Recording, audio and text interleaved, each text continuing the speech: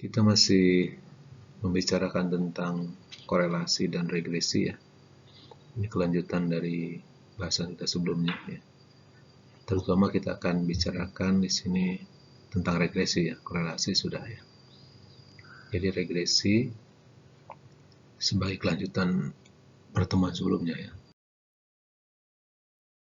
Sebelumnya kita sudah memperoleh apa yang kita sebut penduga regresi ya dari MKT ya, metode kuadrat terkecil. Sebagai penduga ya, kita tulis ya, Y sama dengan B0 ditambah B1 X ya. Ini adalah garis regresi dugaannya. Kan yang sebenarnya adalah Y sama dengan beta 0 ditambah beta 1X. Nah, karena ini dugaannya kita tidak tahu ya, beta 0 berapa, beta 1 berapa. Kita tahunya B0 dan B1 dari data ya. Dari MKT ya, metode kuadrat terkecil, kita dapat B1 dan B0 seperti ini ya. Ini sudah kita bahas ya. Sebagai penduga, B0 dan B1 ini tentu tidak pasti ya. Tidak pasti, bervariasi dari contoh ke contoh. Jadi ada galat antara dugaan ini dengan nilai parameter yang sebenarnya ya. Nah, di bawah asumsi sisaan yang normal ya, IID normal 0 sigma dari tempo hari ya. Nah, maka galat masing-masing penduga tersebut ya, B0 ataupun B1 dapat ditentukan ya. Galat baku B1 itu adalah S per akar JKX, sedangkan galat baku B0 adalah S kali akar, dalam akar itu 1 per N tambah X bar kuadrat per JKX ya. Adapun S dalam rumus itu ya, itu adalah akar JK galat per N-2. JK itu jumlah kuadratnya. Jadi jumlah kuadrat galat per N-2 akarnya. Sedangkan jumlah kuadrat galat itu adalah jumlah simpangan Y dari Y dugaan. Ini titik-titik Y dari garis berarti ini ya. Kuadrat, jumlah kuadratnya ya. Y dikurang Y duga. Ya, Y duga diperoleh dari B0 tambah B1 X I ya. Itu berarti untuk masing-masing pengamatan. Ya. Jadi di sini untuk masing-masing pengamatan kan dapat dihitung ya, Y topinya ya. Untuk masing-masing I ya. Jadi Y topi itu, Y topi itu adalah B0 tambah B1 XI ya. Di masing-masing pengamatan. Nah, nanti berapa masing-masing Y topi itu, dugaan untuk Y tertentu pada garis regresi ya. Berapa simpangannya dari YI dikurangi Y topi tadi. Nah, masing-masing dikuadratkan, kemudian dijumlah ya. Itu adalah jumlah kuadrat galat. Sedangkan JKX itu adalah jumlah kuadrat simpangan nilai X masing-masing tentu ya dari X bar ya. Kuadratkan. Nanti ya kuadratnya itu dijumlah ya. Itu adalah jumlah kuadrat X ya. Dengan galat bersebaran normal, maka selang kepercayaan 1 dikurangi alfa kali 100% bagi parameter model beta 1 atau beta 0 dapat ditentukan berdasarkan sebaran T ya. Jika E normal ya, maka B1 juga normal ya. B1 normal tentu dengan nilai harapan beta 1 ya. Dan galat bakunya ya galat baku B1 tentunya. Sehingga T-nya adalah B1 dikurangi beta 1 dibagi galat baku B1 ya. Sudah biasa ya, selang kepercayaan bagi beta 1 bisa ditentukan dengan menetapkan T alfa per 2 ya. Derajat bebas V ya. Nah, biasa peluang T antara minus T alfa per 2 sampai T alfa per 2 itu adalah 1 kali alfa ya. Nah, selanjutnya kita dapat persamaan B1 untuk selang kepercayaan beta 1 seperti ini ya. Jika E normal, maka demikian juga ya, B0 normal juga ya. B0-nya normal dan selang kepercayaan bagi beta 0 bisa ditentukan seperti ini ya, oke. Dan sebagai sebaran T tentu ada derajat bebasnya tadi ya, V ya. Nah, ini yang V itu besarnya adalah N-2. Sebagaimana sebaran T ya, kalau derajat bebasnya besar ya, di atas 30, itu maka T alfa per 2-nya menjadi Z alfa per 2 ya, karena T itu menjadi sebaran Z ya, mendekati sebaran Z. Oke. Uji hipotesis atas H0 beta 1 sama dengan 0 dan H1-nya beta 1 tidak sama dengan 0 dapat dibuat pula ya sebagai uji T ya, yaitu dengan menggunakan statistik uji T. T-nya adalah sama dengan B1 per galat baku B1. Ujinya tentu adalah berdasarkan T alfa per 2 ini ya, ini uji dua arah ya. Jadi tolak H0 jika T kurang dari min T alfa per 2, derajat bebasnya N-2 ya, atau T lebih dari T alfa per 2, derajat bebas N-2. Oke ya. Nilai P uji juga bisa dihitung, yaitu 2 kali peluang T derajat bebas N-2 lebih dari harga mutlak T ya. T yang kita peroleh tadi ya, yang diperoleh dari B1 dibagi galat baku B1. Uji atas hipotesis tentang beta 1 ini penting ya, karena beta 1 itu menunjukkan pengaruh langsung X terhadap Y ya. Beta 1 kan diinterpretasikan sebagai selisih respon setiap selisih satu satuan X ya. Jadi kalau X-nya berselisih satu satuan, maka Y-nya berselisih sebesar beta 1 ya. Hipotesis penelitian dalam uji tentang beta 1 itu adalah beta 1 tidak sama dengan 0 ya. Kalau beta 1 tidak sama dengan 0 berarti kita mengatakan ada pengaruh X terhadap Y ya, yang ditunjukkan oleh besarnya beta 1.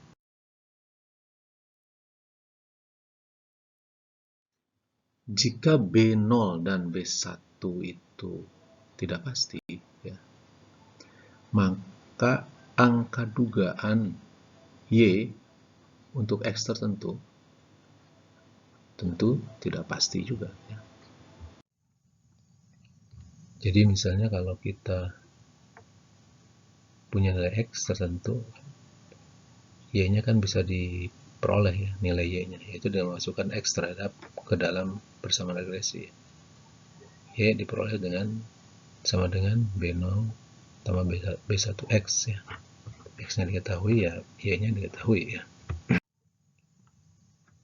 Nah, Y ini tentu tidak pasti karena B0 dan B1-nya tidak pasti. Oke. Nilai harapan Y pada X tertentu memiliki dua makna ya. Yang pertama adalah sebagai nilai tengah populasi Y pada X tertentu ya. atau nilai individu perubahan Y pada keadaan X tertentu. Nah, misalnya kita punya persamaan regresi, Y-nya berat badan, X-nya tinggi badannya. Lalu kita dapat misalnya Y sama dengan B0, B0 angka tentunya, tambah B1X ya. Itu juga angka ini, B1-nya ya, dugaan bagi B1 ya. Nah, untuk X tertentu, misalnya 165, maka kita dapat peroleh angka Y-nya ya, sebagai dugaan, karena B0 dan B1-nya dugaan juga. Y itu adalah, berarti di situ adalah berat badan, kalau tinggi badannya 165 ya. Nah, dugaan nilai respon itu pertama di sini mempunyai makna nilai tengah populasi ya. Artinya populasi Y yang populasi berat badan yang anggotanya tinggi badannya semuanya 165 ya. Angka berat badan ini juga punya makna individu, yaitu jika kita berbicara satu individu ya. Jadi artinya kita mengatakan berat badan seseorang kalau tinggi badannya 165 ya. Jadi untuk nilai X tertentu kita punya dua macam selang kepercayaan. Yang pertama adalah selang kepercayaan bagi nilai tengah Y kondisional X. Semisal nilai tengah populasi berat badan yaitu nilai tengah populasi berat badan yang tingginya semuanya 165. Dan yang kedua adalah selang kepercayaan bagi individu ya, individu suatu pengamatan yang X-nya diketahui ya, tertentu ya. Semisal bobot badan seseorang, berat badan seseorang, kalau ia tingginya 165. Angka dugaan untuk kedua selang kepercayaan itu sama ya, yaitu B0 tambah B1X ya. Yang berbeda adalah galat bakunya ya. Jadi galat baku selang kepercayaan untuk keselang kepercayaan individu lebih besar daripada galat baku untuk selang kepercayaan nilai tengah ya. Jadi nanti selang kepercayaan individu itu akan lebih lebar daripada selang kepercayaan untuk nilai tengah Y ya, pada X tertentu. Oke ya. Galat baku untuk selang kepercayaan nilai tengah populasi itu adalah S kali akar 1/N plus X minus X bar kuadrat per CKX ya. Sedangkan galat baku untuk selang kepercayaan Y, individu Y ya, itu adalah S kali akar 1 plus 1/N plus X min X bar kuadrat per CKX ya. Di situ ada plus satunya ya untuk individu. Oke ya. Terkait dengan model regresi ya, itu ada yang namanya tabel ANOVA ya. ANOVA itu kependekan dari analisis of variance. Variance itu ragam ya, analisis ragam, atau dikenal juga sebagai sidik ragam, tabel sidik ragam, atau tabel analisis ragam ya. Nah, kalau kita perhatikan ya, yang namanya ragam, misalnya di sini ragam Y itu kan rumusnya itu adalah jumlah YI dikurangi Y bar kuadrat ya. Jumlah kuadrat YI dikurangi Y bar kan, dibagi N min 1. Nah, di situ ada jumlah kuadrat dan N min 1.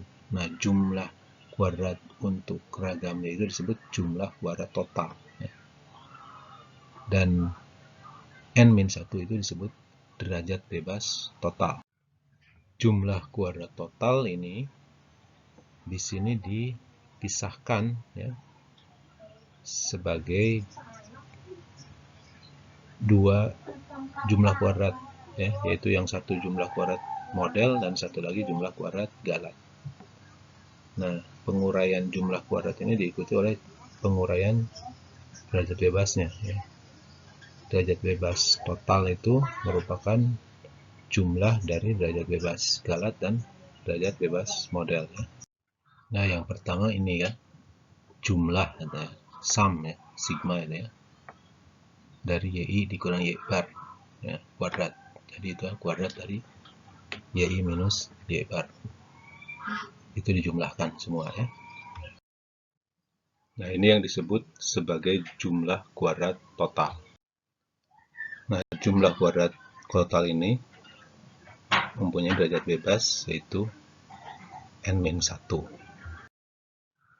Nah, ke dalam unsur kuadrat bisa ditambahkan 0 ya, yaitu plus Y topi min Y topi ya. Jadi plus Y topi min Y topi berarti 0 ya. Ditambah 0 berarti ke dalam unsur kuadrat di dalam kurung tadi ya. Dengan penambahan 0 ya, tentu jumlah kuadratnya nggak berubah ya.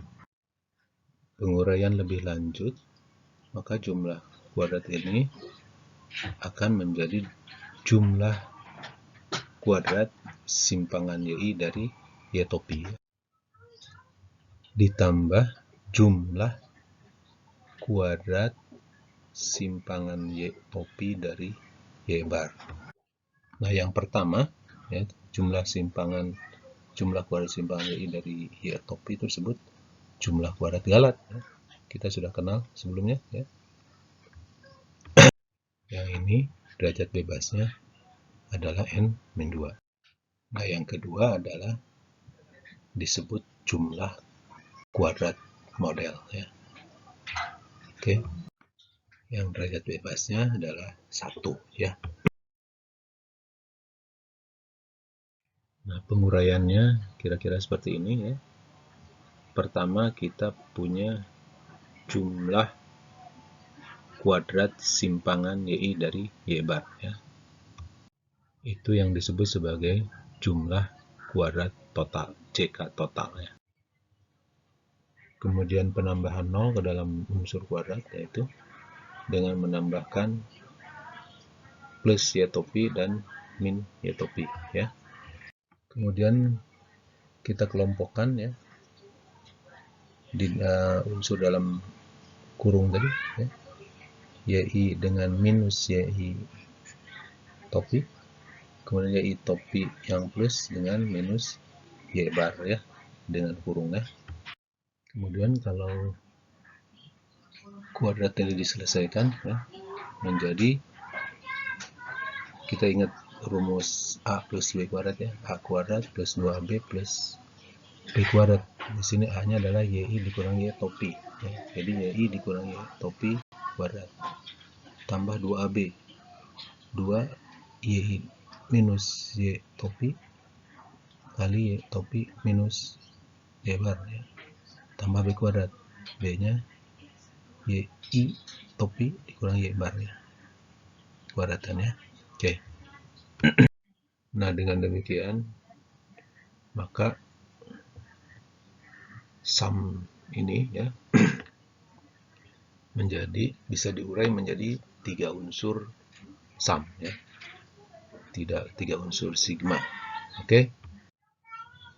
Yang pertama adalah jumlah kuadrat simpangan YI dari YI topinya ya. Yang kedua adalah jumlah hasil kali simpangan YI dari Y topi dengan Y topi dari Y bar. Oke. Dan yang ketiga adalah jumlah kuadrat simpangan Y topi dari Y bar. Sementara itu,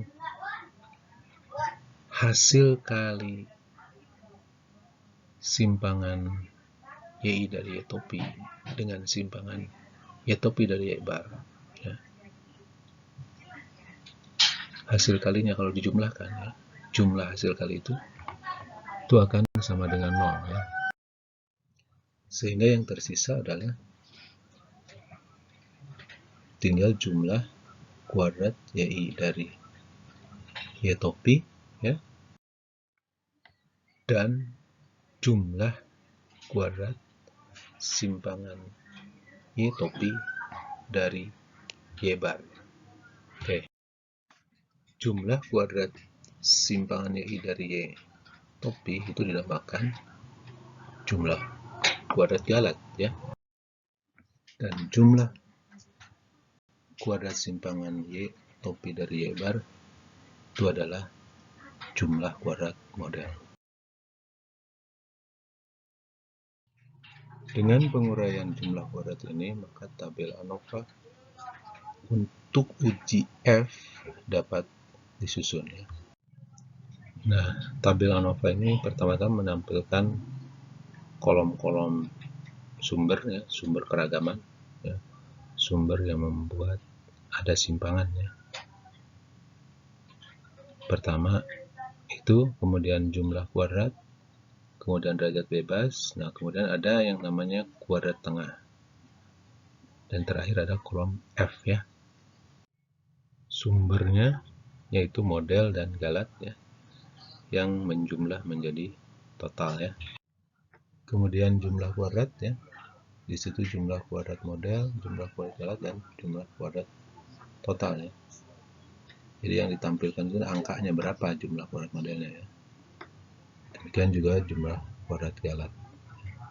Nanti jumlah kuadrat model dan jumlah kuadrat galat itu kalau dijumlahkan akan sama dengan jumlah kuadrat total. Oke. Selanjutnya derajat bebas, ya. Derajat bebas model itu 1, derajat bebas galat N-2.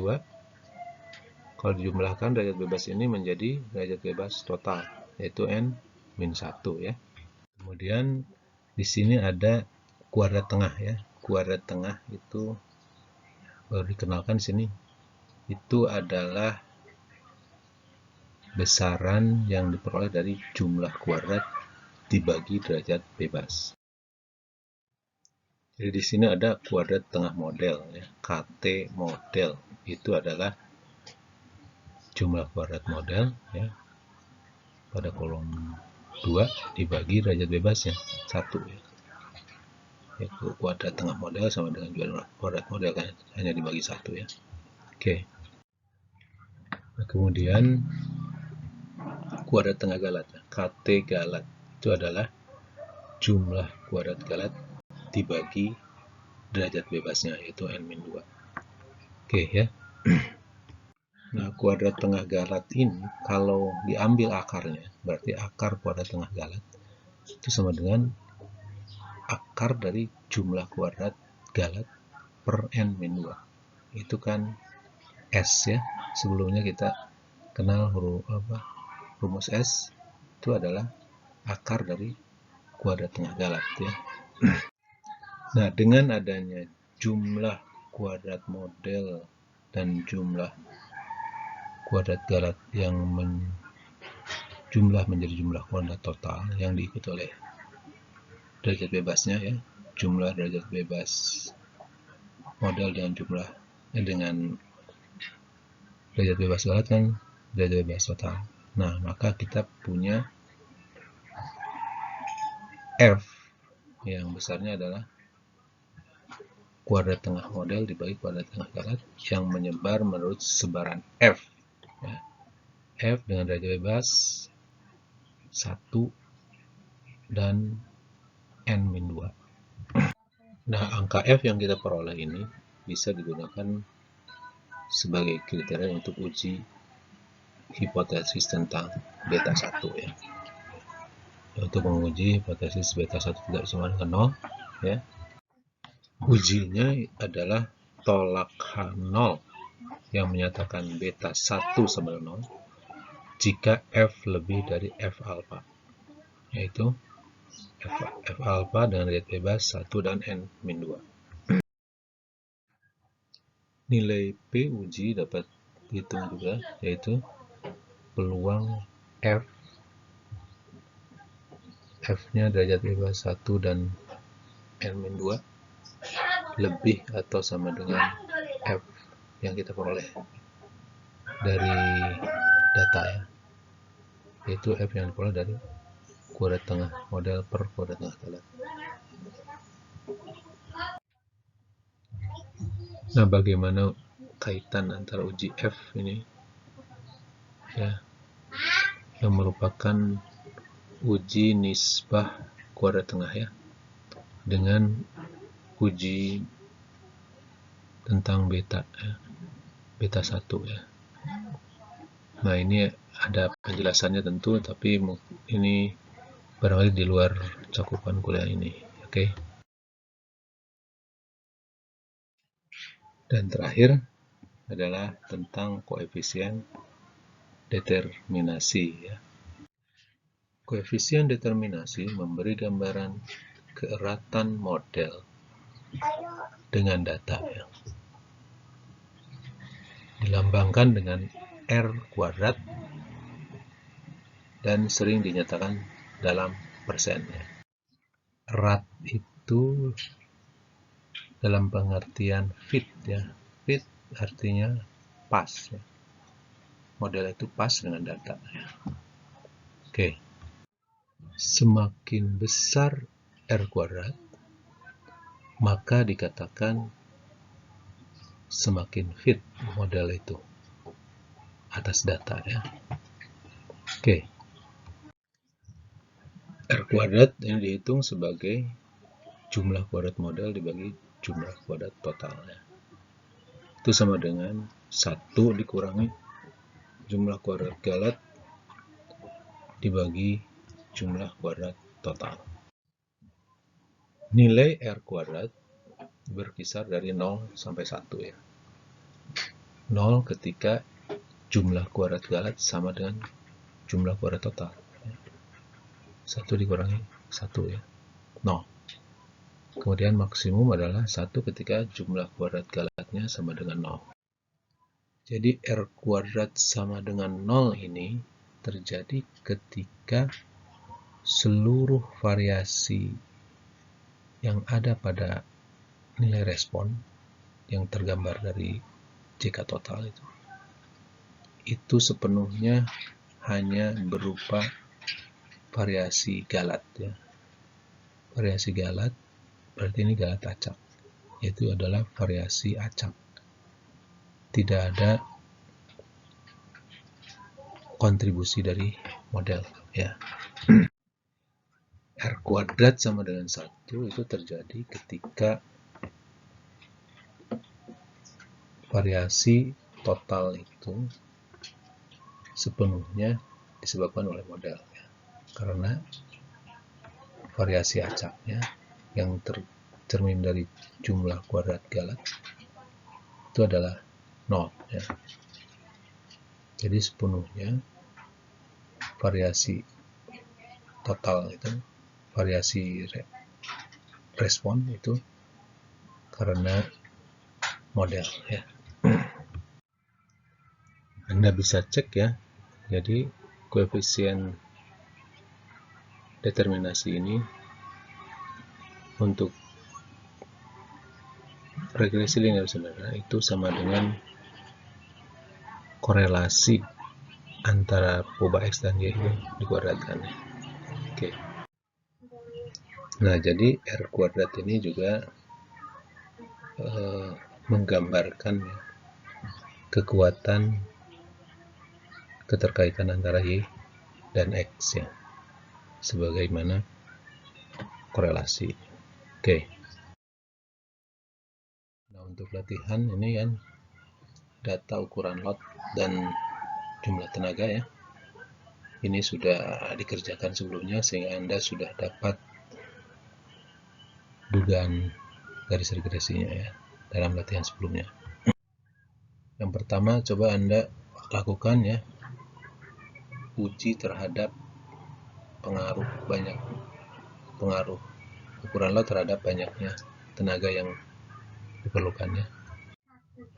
Jadi di sini Anda diminta untuk menguji apakah beta satunya tidak sama dengan 0 ya. Dan berarti Anda coba dulu cari galat baku untuk beta 1 lalu Anda bisa uji ini ya. Oke. Gunakan alfanya 0,05 ya. Jadi kalau nggak disebutkan uji itu pada alfa berapa ya udah alfanya 0,05 aja. Kemudian tentukan selang kepercayaan 90% bagi kemiringan garis regresi dan jelaskan makna angka-angka selang kepercayaan tersebut ya. Oke. Kemudian tentukan pula selang kepercayaan 90% ya untuk ubah respon pada keadaan X sama dengan 30 ya. Di sini sebagai latihan ya. Baik dia itu sebagai nilai tengah populasi atau sebagai pengamatan individu ya. Buat juga tabel ANOVA-nya ya. Lalu Anda bagaimana hasil uji F-nya ya. Anda cek F-nya F 0,05 ya. F 0,05 untuk derajat bebas 1 dan 8 ya. Nanti bandingkan F-nya itu dengan F tabel itu. Nah, tentu hasil uji F ini akan sama ya dengan hasil uji T pada pertanyaan 1 ya. Jadi keputusan uji dan simpulannya akan sama ya antara hasil uji T dan uji F ini. Oke. Nah, untuk regresi ini Anda bisa hitung juga koefisien determinasinya ya. Tentu angka koefisien determinasi ini akan sama dengan kuadrat korelasi ya, antara X dan Y seperti yang Anda peroleh pada latihan sebelumnya. Oke. Sekian untuk kesempatan kali ini. Terima kasih. Wassalamualaikum warahmatullahi wabarakatuh.